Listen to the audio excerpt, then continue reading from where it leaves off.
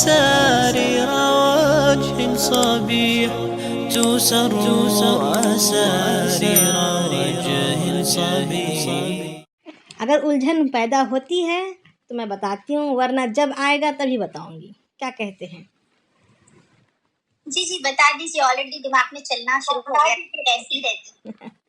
تو اگر جنگ کا میدان ہو اور گھمسان کی لڑائی ہو رہی ہو تو صلاۃ الخوف کہا جائے گا. ایک تو ہے ہماری مستقل نماز امن کی حالت کی جو باجماعت پڑھتے ہیں، یا اول وقت پر ہم عورتیں اپنے گھروں میں پڑھتی ہیں. دوسری ہے صلاۃ القصر، یعنی 48 میل کا فاصلہ طے کرنے کے بعد جو ہمیں نماز ملتی ہے. یہ نماز بجائے 4 رکعت کے 2 رکعت ہوتی ہے. 2 رکعت ہم پڑھ لیتے ہیں، مگر 3 رکعت والی نماز تو 3 ہی رکعت پڑھی جائے گی.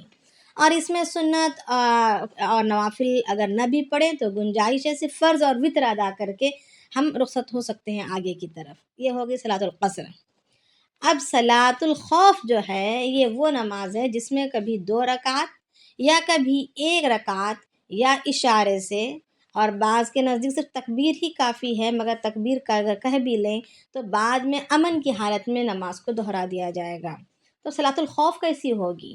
تو صلاۃ الخوف اگر گھمسان کی لڑائی چل رہی ہو اور دشمن اتنی مہلت نہیں دے رہا کہ ہم جو ہے اگر ہم نماز کے لیے کھڑے ہو جائیں گے جماعت بنا کر تو ہو سکتا ہے کہ دشمن موقع کا فائدہ اٹھاتے ہوئے آ کر ہم پر دھاوا بول دے.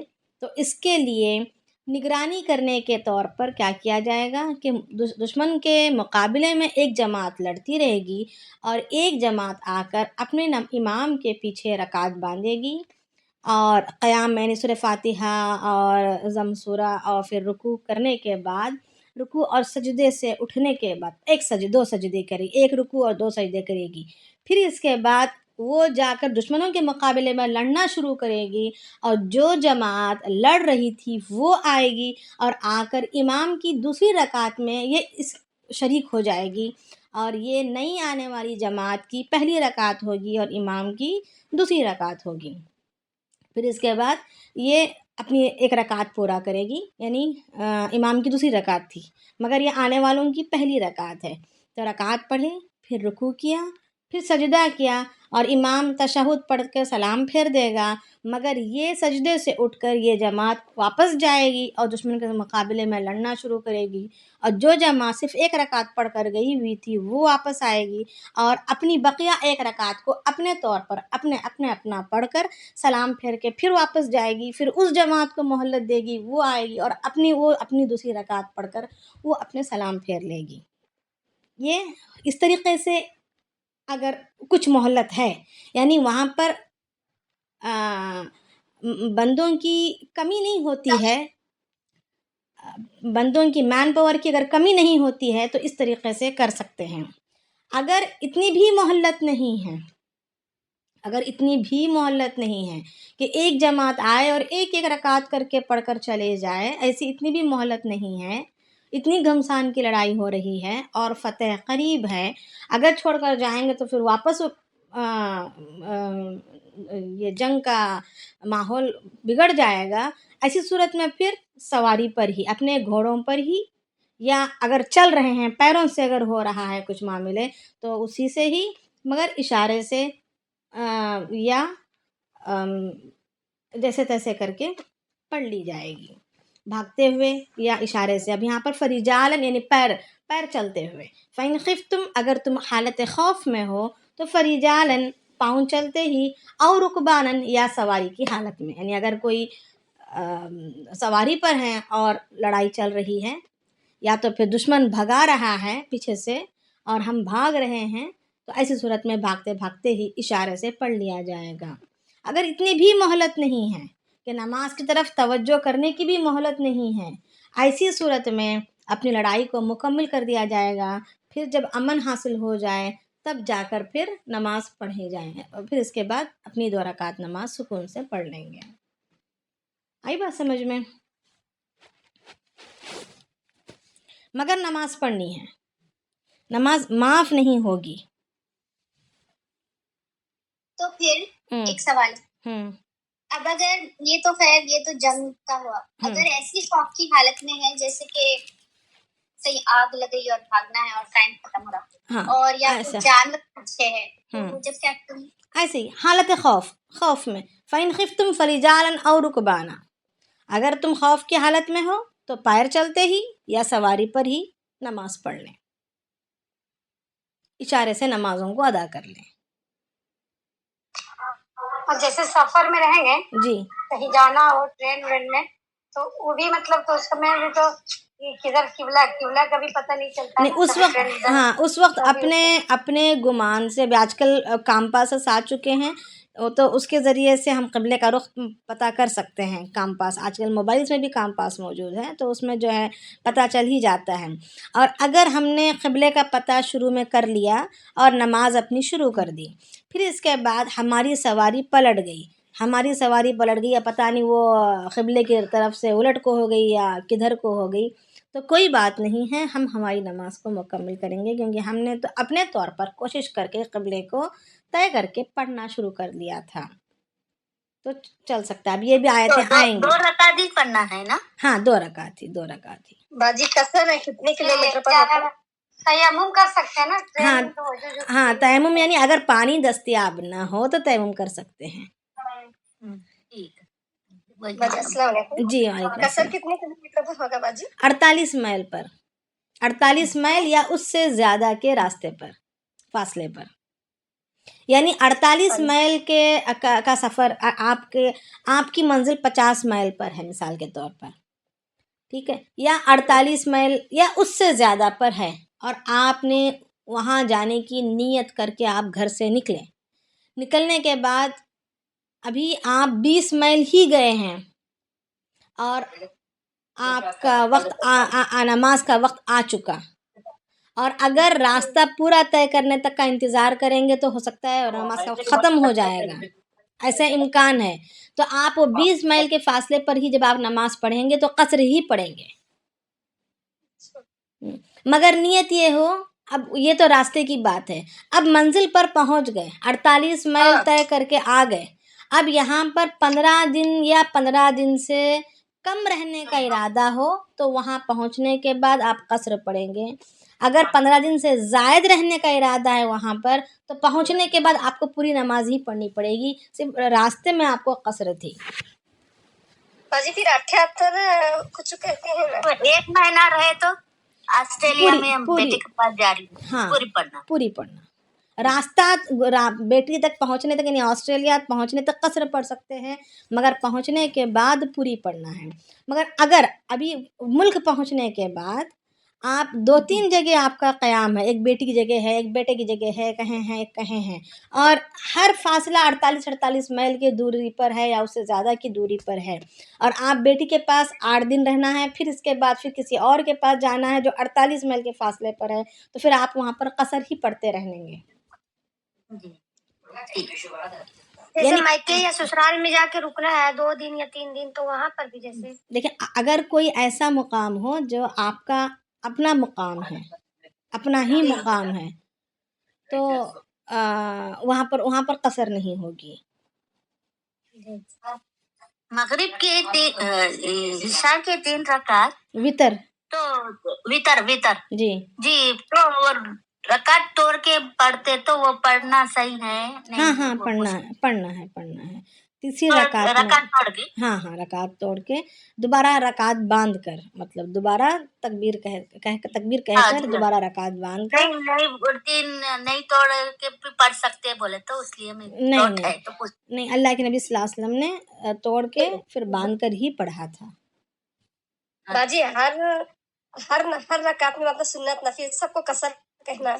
नहीं सुन्नत नफिल कसर नहीं है, वो अपने हालत पर ही है, और अगर आपको पढ़ने की गुंजाइश है तो पढ़ सकते हैं, अगर गुंजाइश नहीं है तो नहीं भी पढ़ सकते हैं कसर में। मतलब खुले जगह पे औरत का नंबर? जी, दोनों ने बात किया तो समझ नहीं आई किसी की बात। बोले जैसे खुले जगह में, जैसे कहीं सफर में जा रहे हैं, मैदान पर वहाँ नमाज का ही है, तो औरत पढ़ सकती है नमाज? पर्दे की हालत में अगर है ना, औरत को तो चाहिए कि पर्दे से ही निकले, تو پردے کی حالت جی میں جی ہے تو کسی آڑ میں کھڑے ہو کر پڑھ لے، مسئلہ نہیں ہے۔ یعنی کہ ستر اس کا کھلا ہوا ہو تو اس کی نماز بھی نہیں ہوگی۔ نہیں وہ نہیں ہے، یہ زمین اور دیکھنے کو کھلا رہتا نا، وہ دیکھ کے تو وہاں پڑھ سکتے، کیا بول رہے ہاں ہو ہاں وہ؟ کوئی بات نہیں، ہم پردے سے ہیں تو پڑھ سکتے ہیں۔ جی جی اور کوئی کچھ پوچھ رہے تھے؟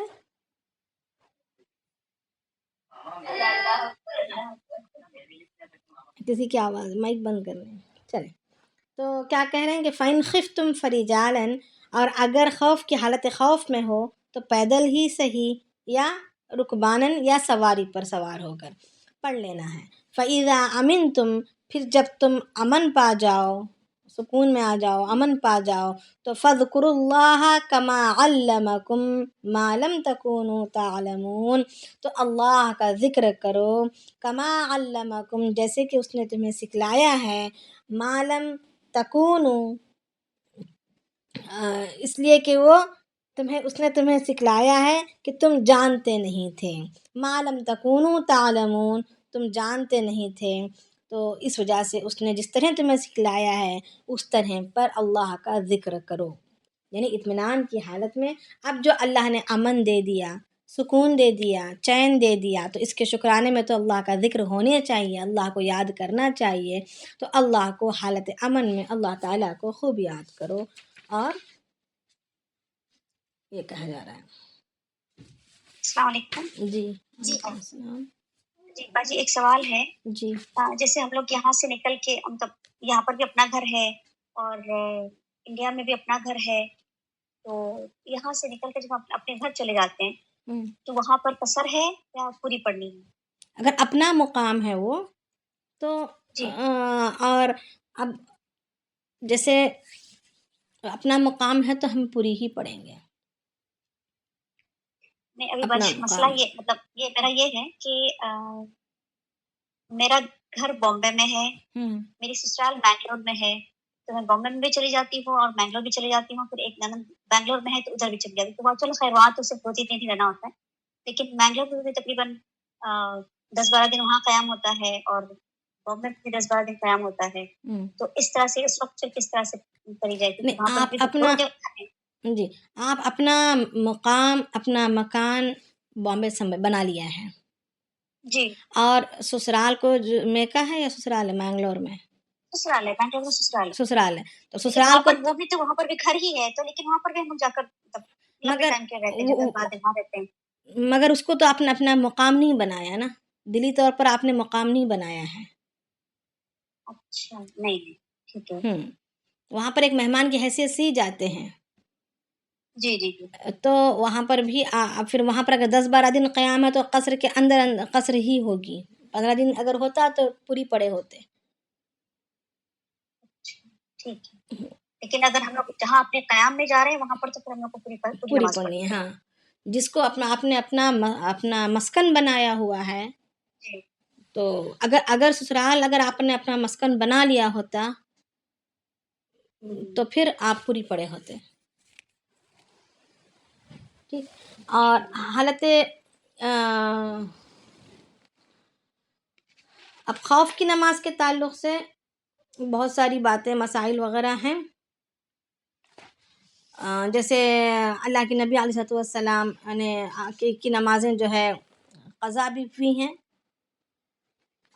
جی اور انہوں نے ان نمازوں پر افسوس کرتے ہوئے، عصر کی نماز قضا ہوئی تھی تو پھر مغرب کی نماز کے وقت میں افسوس کرتے ہوئے انہوں نے عصر اور مغرب پڑھی تھی، یعنی جن کا یہ خیال ہے کہ اللہ کے نبی صلی اللہ علیہ وسلم اکٹھے نماز پڑھنے کو سفر میں جائز قرار دیتے ہیں، اکٹھے پڑھا جاتا ہے، یہ بات یہاں پر واضح ہو جاتی ہے کہ اکٹھے نماز اللہ کے نبی صلی اللہ علیہ وسلم نے جان بوجھ کر یا اجازت دیتے ہوئے نہیں پڑھا، بلکہ جب اللہ کے نبی صلی اللہ علیہ وسلم کی عصر کی نماز قضا ہوئی تو حضرت عمر رضی اللہ تعالیٰ عنہ کی بھی قضا ہو گئی تھی، وہ آئے اور آ کر کہے گا یا رسول اللہ ان لوگوں نے ناس ہو ان لوگوں کا کہ انہوں نے ہمیں عصر پڑھنے کی تک مہلت نہیں دی، تو اللہ کے نبی صلی اللہ علیہ وسلم نے فرمایا کہ مجھے بھی یاد نہیں رہا، پھر افسوس کرتے ہوئے پھر یہ آگے بڑھے، کیونکہ سورج غروب ہو رہا تھا، پھر آگے بڑھے اور آگے جا کر ایک جگہ پڑھاؤ ڈالا، پھر وہاں پر جو ہے عصر کی نماز کی قضا پڑھی.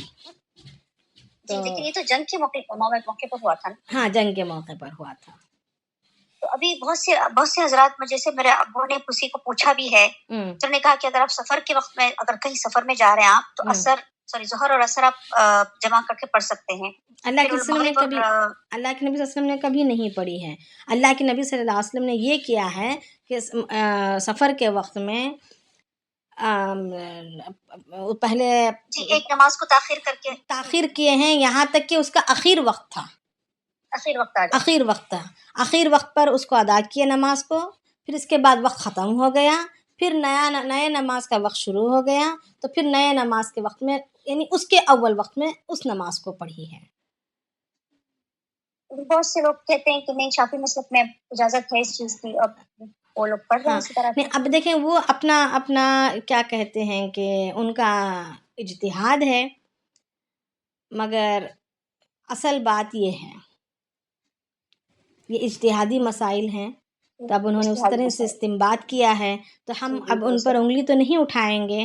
مگر اللہ تعالیٰ نے ہمیں سوچ کسی کو پوچھا بھی ہے مطلب کسی کو پوچھ کر پھر اس طرح سے کرتے ہیں. ثابت ہے جی اجتہاد ہے میں نے عالم لوگ سے ثابت ہے نا ایسا میں نے ایسا ہے روایت وغیرہ میں. روایت میں یہی ہے کہ اللہ کے نبی صلی اللہ علیہ وسلم نے اپنی نماز کو تاخیر کی. اپنے وقت میں اس وقت کو تاخیر سے اترے پڑاؤ ڈالا قافلے کو اترے. یعنی اب پڑاؤ ڈالنا تو اس زمانے میں جہاں کہیں وہاں جہاں جی کرا وہاں رک نہیں سکتے تھے. ہریالی گھاس دیکھنی تھی جانوروں کے چارے کے لیے اور وضو وغیرہ کے لیے اپنی ضرورتوں کو پورا کرنے کے لیے ضرورت سے فارغ ہونا ہو تو پانی کی ضرورت پڑتی تھی. تو پانی وغیرہ کا بھی انتظام ہو ایسا جگہ ہو جہاں پر پانی بھی مل رہا ہو. تو ایسی ساری صورتیں دیکھ کر وہاں رکنا پڑتا تھا اس دور میں ہے نا. تو بنا بنایا کچھ ہوا نہیں کرتا تھا. سفر دور دور کے ہوا کرتے تھے. پانی لے کر کتنی دور چلتے. تو اس صورت میں قافلہ ایسی جگہ اترا جبکہ نماز کا آخری وقت تھا اور نماز اپنے وقت پر انہوں نے پڑھی مگر آخری وقت پر پڑھی. پھر نماز پڑھ کر جب فارغ ہو گئے تو پھر تھوڑی دیر میں کچھ ہی منٹوں میں وقت وہ ختم ہو گیا. پھر اس کے بعد نئے نماز کا وقت شروع ہوا تو اس اپنے نئے نماز کے وقت میں انہوں نے نئی نماز پڑھی. یہ بات ہوئی تھی. یعنی دو نمازیں اب جو ہے یہ نہیں کہ ایک ہی پڑاؤ میں انہوں نے مطلب ایک اترنے میں ایک ریسٹ میں دو نمازیں پڑھی ہیں. یہ نہیں کہ ایک وقت میں دو نمازیں پڑھی ہیں. ایسا نہیں ہوا ہے. وعلیکم السلام. جی جی آپ 48 کلومیٹر بولے لیکن وہ 75 کلومیٹر پر قصر ہوتی نا. ہاں 48 میل بولی میں. اچھا میل جی. لیکن ویسے کبھی 75 کبھی 78 کہتے ہیں. اچھا کلومیٹر کے حساب سے کہتے ہوں گے. ہاں کلومیٹر. ہاں میں میل کا کہہ رہی ہوں. جی جی جی السلام علیکم. جی وعلیکم السلام. یہ کبھی کبھی ایسا ہوتا ہے کہ میں ظہر میں نکل رہی ہوں کہیں باہر اور شک اندیشہ رہتا ہے کہ اصل نماز میں قضا ہو جائے گی. تو کیا دونوں ساتھ نماز نہیں پڑھ کے جا سکتے؟ نہیں پڑھ سکتے. اپنے وقت پر ہی پڑھنا ہے. وہ نماز ادا ہی نہیں ہوگی جی جو وقت سے پہلے پڑھی گئی. کوئی بھی نماز یہی وجہ ہے. سعودی بہت دیکھا کہ لوگ لے کے چل رہے ہیں عمرہ کے لیے یا کہیں بھی تو وہ بس نہیں روکتے ہیں. وہ ساتھ میں دو نماز پڑھاتے ہیں. ہاں نہیں کچھ علماء کا ایسا ماننا ہے کہ اللہ کے نبی سے ایسا کر سکتے ہیں. جیسے عرفات کے میدان میں مغرب اور عشاء ملا کر پڑھ لیتے ہیں مزدلفہ میں. تو وہ تو صرف مزدلفہ کے لیے ہے. تو وہاں پر خاص اجازت ہے. تو ادھر کی باتوں کو لے کر ہم ہر جگہ اپلائی نہیں کر سکتے. اللہ کے نبی صلی اللہ علیہ وسلم کی اللہ کے نبی صلی اللہ علیہ وسلم کی زندگی میں اللہ کے نبی صلی اللہ علیہ وسلم نے کیا عمل کیا اور اس کو صحابہ نے کیسے لے کر چلا یہ دیکھ کر ہمیں عمل کرنا ہے. ہم نہ ہی حدیث کے ظاہری الفاظ کو دیکھ کر عمل کرنے ہیں. اب حدیث کے ظاہری الفاظ کو دیکھ کر عمل بھی کرنا ہے تو ہمیں اس کے پیچھے کا واقعہ بھی جاننا پڑے گا. تبھی جا کر بات پوری سمجھ میں آئے گی. صرف جملوں کو اگر ہم دیکھ کر فیصلے نہیں کر سکتے.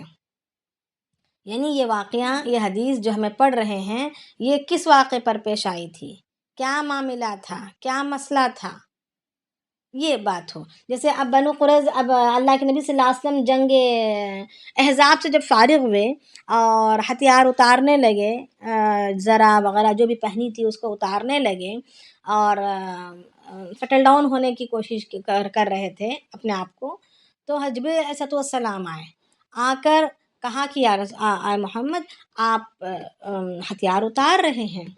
تو اللہ کے نبی نے فرمایا ہاں اتار رہے ہیں، کیونکہ ہو گئی جنگ، ختم ہو گئی، سب کچھ یعنی معاملے سیٹل ہو گئے، اب ضرورت نہیں ہے، اب تو اتار رہے ہیں.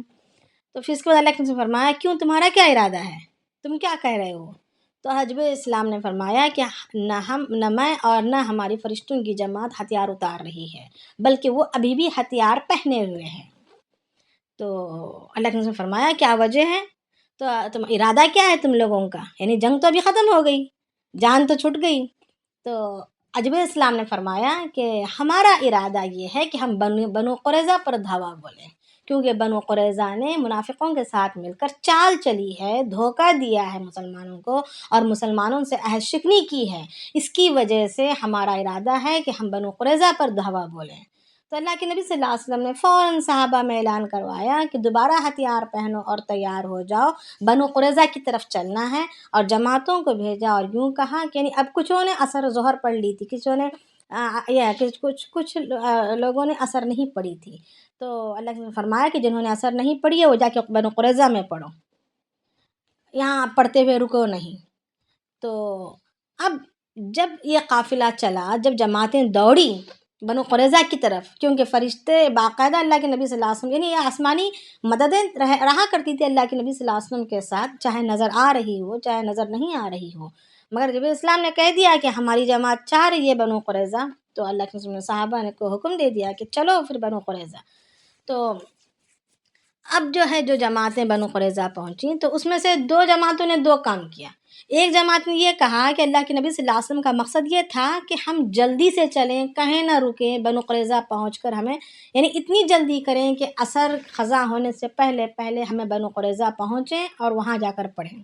یعنی ایک تیزی کو، جانے کی تیزی، رفتار کی تیزی کو اللہ کے نبی صلی اللہ علیہ وسلم نے اس انداز میں بیان کیا ہے. تو ہم جو عصر فوت ہونے کا خدشہ ہوا تو انہوں نے عصر راستے میں پڑھ لی.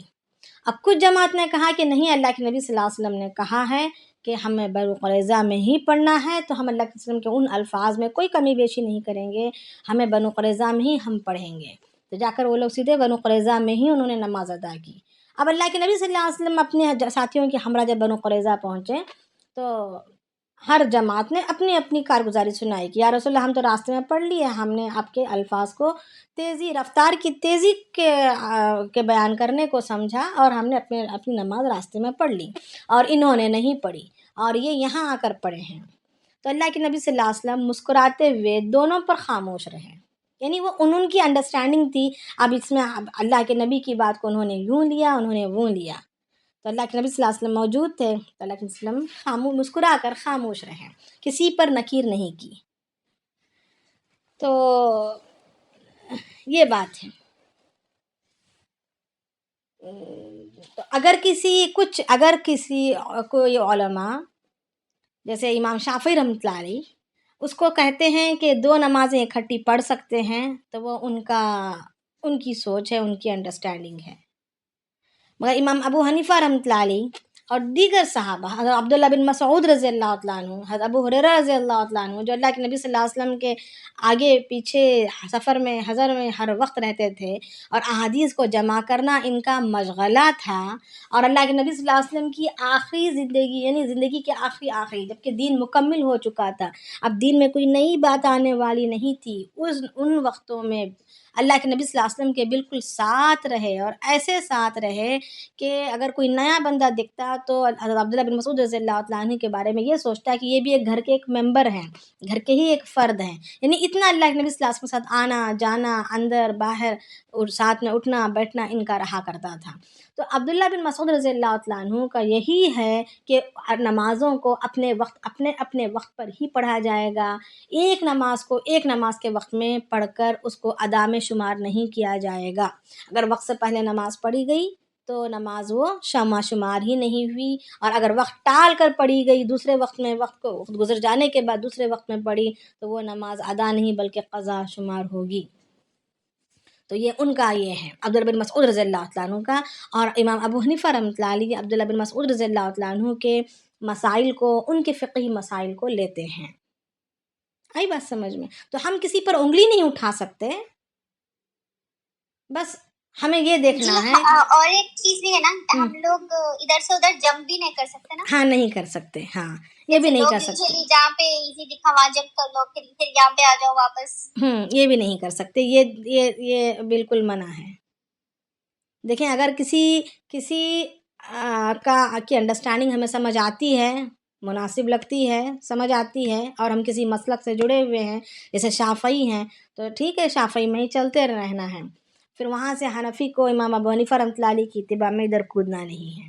اگر کوئی امام ابو حنیفہ رحمۃ اللہ علیہ کے متبعی ہیں تو یہاں سے اچھل کر امام شافعی رحمۃ اللہ علیہ کے اس میں جانا نہیں ہے. کسی ایک کو ریسپیکٹ کرتے ہوئے. یہ کیسا پتا چلے گا ہم کون سے اس کے لوگوں کو یہ سوال رہتا کہ یہ ہم کیسے اس کے کیسا پتا چلے گا کہ ہم کون سے امام سے بلانگ کرتے، جو بالکل دین سے تھوڑا دور رہتے ان کے لیے کویسچن ہے. تو اب وہ ان کو خود کو تو طے کرنا ہے ابھی، کیونکہ یہ تو خاندان میں نسب میں آنے والی چیز نہیں ہے نا. کچھ باتیں اب اگر اس کے بالکل سرے سے پتہ ہی نہیں ہے تو پھر وہ اپنا خود ڈیسائیڈ کر لیں. ان کے والدین کس کو اپنایا کرتے تھے اس کو دیکھنا ہے، یا ان کے والدین نے کس طرف، اگر بدلنا ہو تو بدل سکتے ہیں، مگر پھر ادھر سے ادھر نہیں ہونا. کبھی ادھر کبھی ادھر، کبھی ادھر کبھی ادھر، یہ والا معاملہ نہیں کرنا. اچھا باجی یہ جی جیسے شادی ہوتی ہے، اگر کوئی لڑکی شافعی مسلک سے ہو اور شوہر اس کا حنفی مسلک سے ہو تو اس کو تو پھر مسلک بدلنا پڑے گا نا، یا وائس ورسا. اگر ہاں بدلنا، دیکھیں اگر بدلنے میں سہولت ہے، یہ بدلنا اس لیے بدلو کہتے ہیں کیونکہ پھر دو مسئلہ کے ایک ساتھ چلتے رہیں گے، کچھ مسائل ان کے رہیں گے، پھر کانفلکٹس ہو جائے گا مسائل میں. اس وجہ سے بدلنے کی تعلیم دی جاتی ہے، بدلنا مناسب ہے. مگر اگر کوئی اپنے ہی مسلک پر جمے رہنا چاہتے ہیں اور چل سکتے ہیں اور ایک دوسرے کے مسلک کو اگر ایک دوسرا جو ہے ساتھ دیتا ہے تو کوئی بات نہیں ہے. مگر دشواری آپیش آتی ہے مسائل میں، عقائد میں، اس وجہ سے بدلنا مناسب زیادہ اچھا ہے.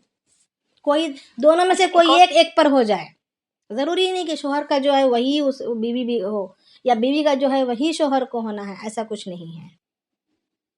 جی حدیث اور فاشی کے مسئلے سے آدمی نہیں چل سکتا کوئی. یہ وہی تو ہے نا، یہ قرآن اور حدیث کا ہی تو مسئلہ ہے نا. امام کوئی پرٹیکولر جیسے حنفی اور شافعی، انہوں نے کہاں سے مسائل بنائے ہیں؟ اپنے پیٹ سے نہیں بنائے ہیں، بلکہ قرآن و حدیث سے ہی بنائے ہیں. اور قرآن و حدیث کے قرآن کے آیات اور احادیث مختلف مواقعوں کی، ایک مسئلے کی حدیث مختلف مواقعوں میں مختلف انداز سے ہے، مختلف طریقوں پر ہے. تو اب کوئی کسی موقع کی حدیث کو اپنا مسئلہ بنا لیا، کوئی کسی موقع کی حدیث کو اپنا مسئلہ بنا لیا.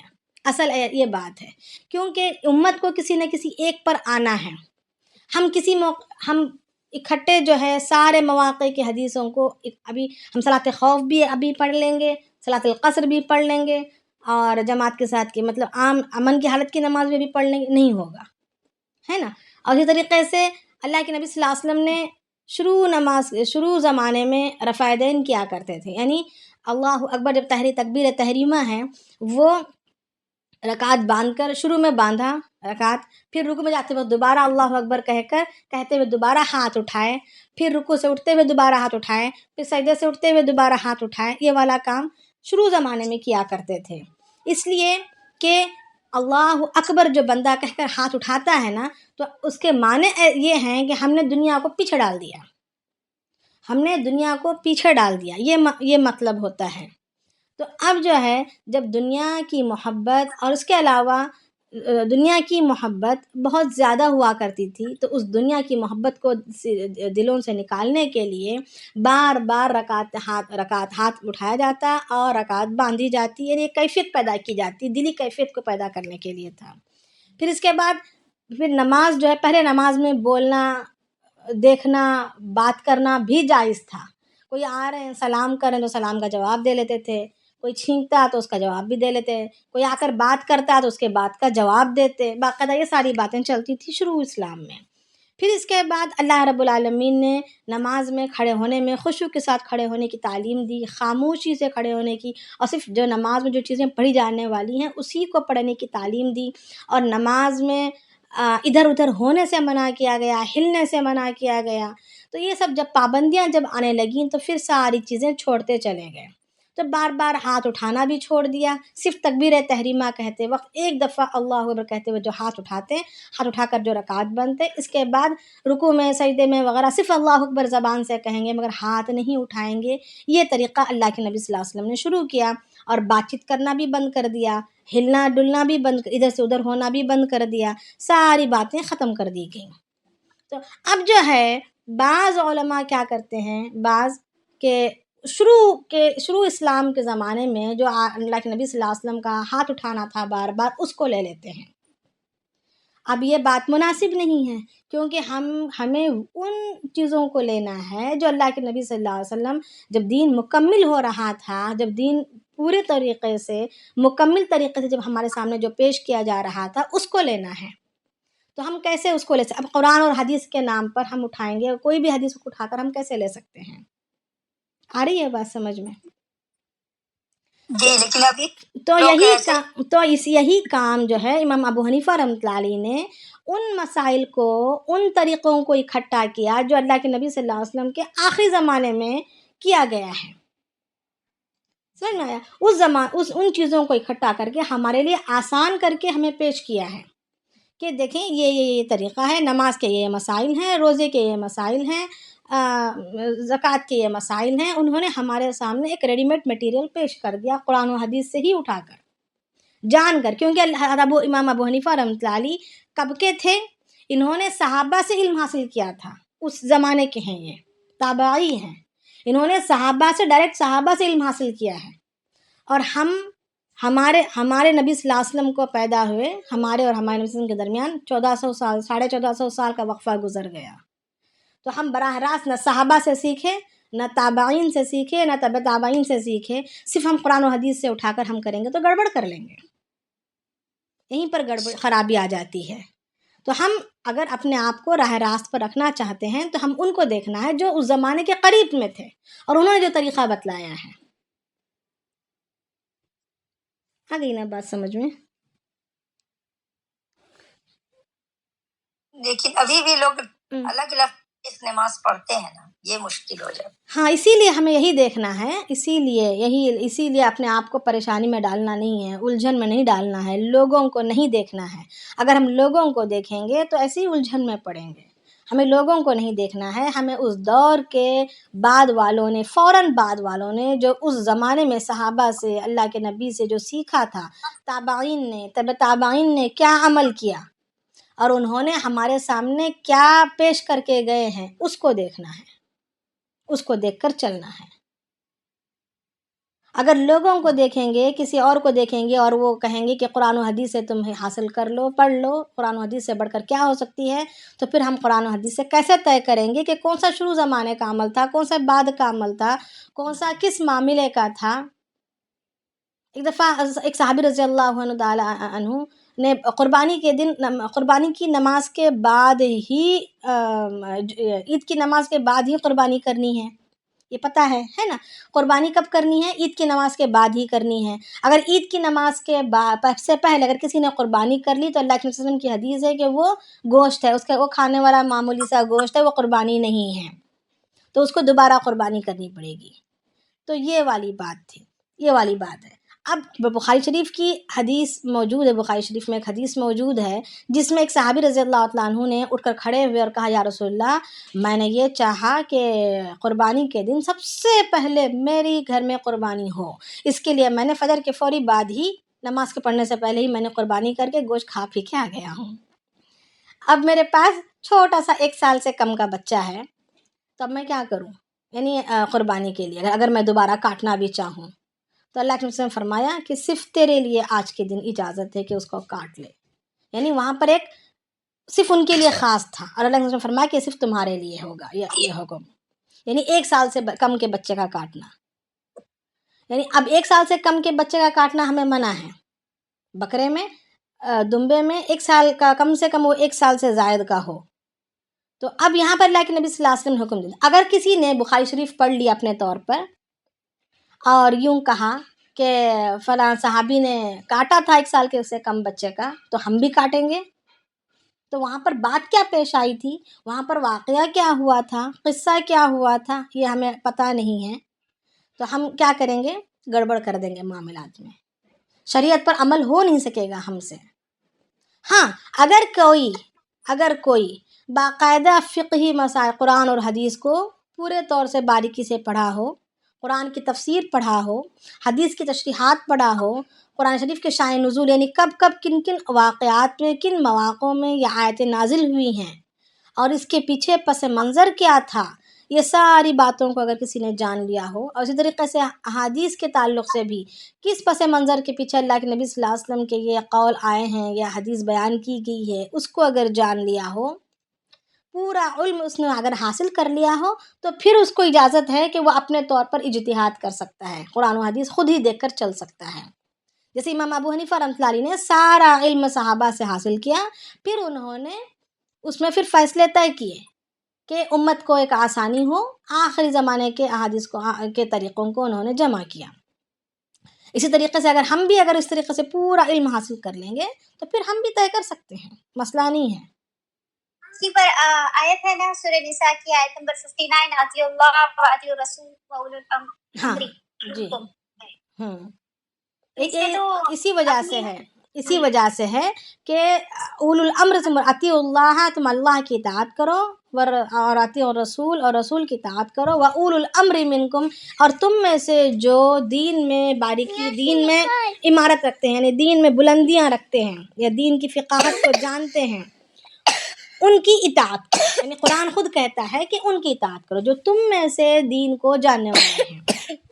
یعنی قرآن اللہ تعالیٰ نے ہمیں اپنے آپ کو حوالے نہیں کیا ہے کہ تم خود ہی ہر بندہ اپنے طور پر قرآن و حدیث میں جھانکو اور اس پر عمل کرو، ایسا نہیں کہا، بلکہ جان لو پھر عمل کرو، یہ تعلیم دی ہے.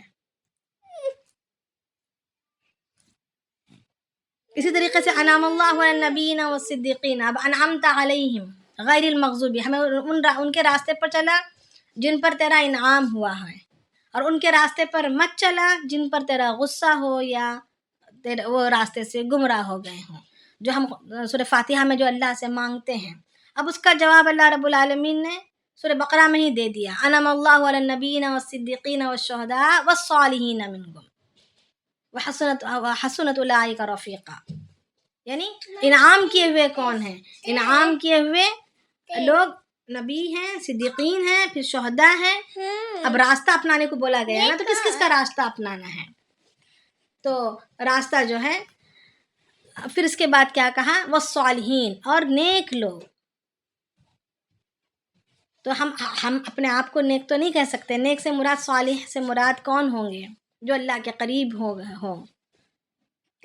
جو اللہ کے دوست بنے ہوں، امت کے صلحاء. تو وہی اپنے آپ کو ہم اگر اپنے طور پر بغیر کسی علم کے، جیسے کہتے ہیں نا نیم حکیم خطرے جان اور نیم ملا خطرے ایمان، تو ہم اپنے آپ کو اگر بننے کی کوشش کریں بغیر پوری بات جانے کے تو خطرے میں پڑ جائیں گے، ہمارا ایمان گڑبڑ میں آ جائے گا. تو اس کے لیے بہتر یہ ہے کہ کسی جو اس میدان میں ماہر ہیں ان کی سرپرستی میں اپنے آپ کو لے کر چلنا ہے، یہ بات بولی جاتی ہے.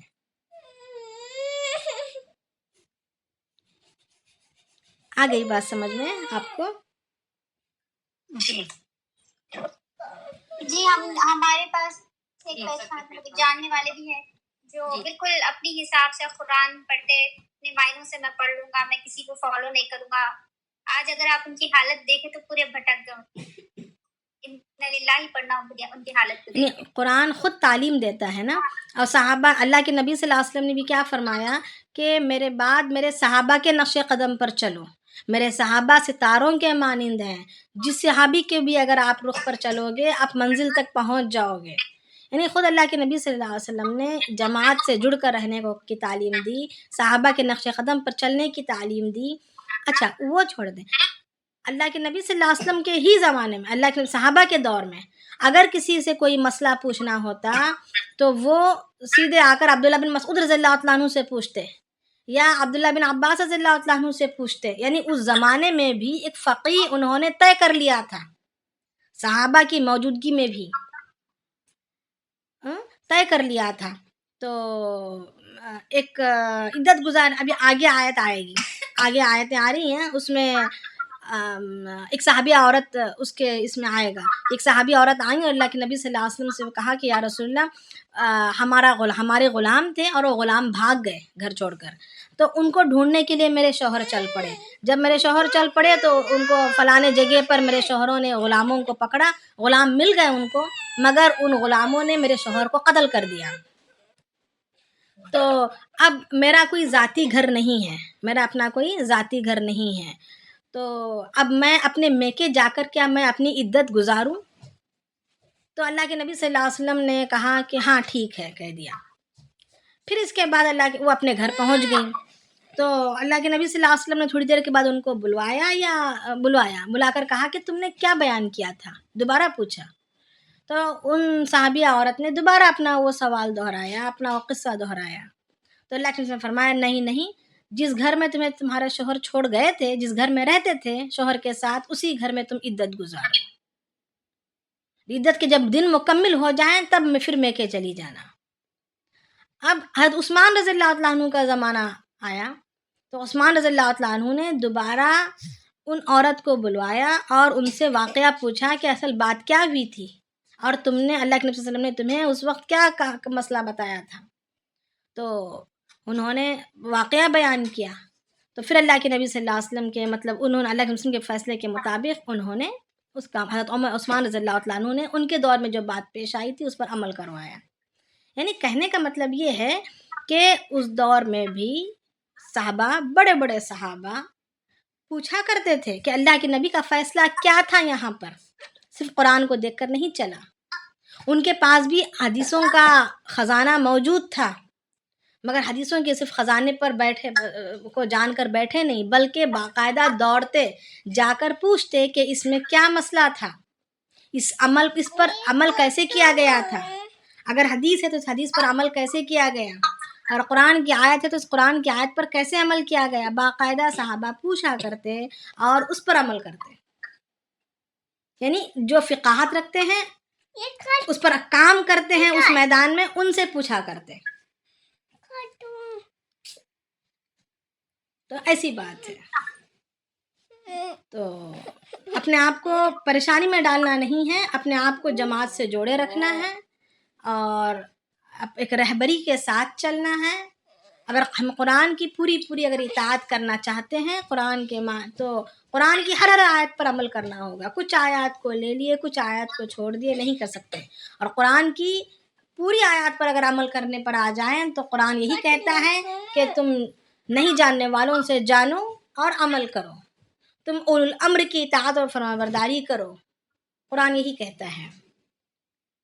और अपने तौर पर अच्छी तरीके से जान लो, तहक़ीक़ कर लो, फिर अमल करो। यानी ये सारी बातें कुरान की तालीमात हैं। तो अगर आपको अभी भी कुछ परेशानी है तो इंशाअल्लाह हम कल बात करेंगे, ठीक है। कोई भी सवाल अगर करना चाहते हैं तो कर सकते हैं, बआसानी कर सकते हैं, कोई मसला नहीं है। अहादीस में सबसे ज़्यादा सही किताब 6 हदीस की किताबें हैं, बुखारी, मुस्लिम, तिरमिज़ी, अबू दाऊद, इब्न माजा, नसाई वगैरह, 6 अहादीस हैं। मगर जो लोग उम्मत में फसाद पैदा करते हैं कि कुरान को मानो, हदीस को मानो, वो जो है सिर्फ बुखारी को अपनाने की कोशिश करते हैं और बुखारी में से भी उन्हीं अहादीस को लेते हैं جو ان کے حساب کی رہتی ہیں. تو اس غلطی میں نہیں پڑنا، کسی کی باتوں میں نہیں آنا. میں آپ کے علم کے لیے بتا رہی ہوں کہ میں اب میری کلاس، آپ کی کلاس ختم ہونے کے بعد میری دوسری کلاس بخاری شریف کی ہے. میں بخاری شریف بذات خود میں بخاری شریف پڑھاتی ہوں، تو مجھے پتہ ہے اگر آپ کو کوئی بھی سوال ہو تو آپ مجھ سے بخوشی سوال کر سکتے ہیں. ٹھیک ہے، تو آپ پریشان نہ ہو، کوئی بھی سوال چاہو تو بعد میں آپ کر سکتے ہیں. ابھی تو میرا وقت ہو چکا ہے، پھر مجھے ٹھیک ہے. چلیے، سبحان اللہ الحمد، اللہ پاک ہمیں صحیح راستے پر چلنے کی توفیق دے، ہماری رہبری فرمائے، ڈگمگانے سے حفاظت فرمائے، شیطان کے الجھ لینے سے حفاظت فرمائے، اور ہمارے پڑھنے اور سننے سے زیادہ ہمیں عمل کی توفیق عنایت فرمائے. سبحان اللہ بحمدہ، سبحانک اللہم وبحمدک، نشہد ان لا الہ الا انت، نستغفرک ونتوب الیک. سبحان ربک رب العزۃ عما یصفون، وسلام علی المرسلین، والحمد للہ رب العالمین. تقال العثار العظام به، ويعود الهوى ككبش ذبيح. بذكر الإله تطيب الحياة، تسر أسارير وجه صبيح، تسر أسارير وجه صبيح.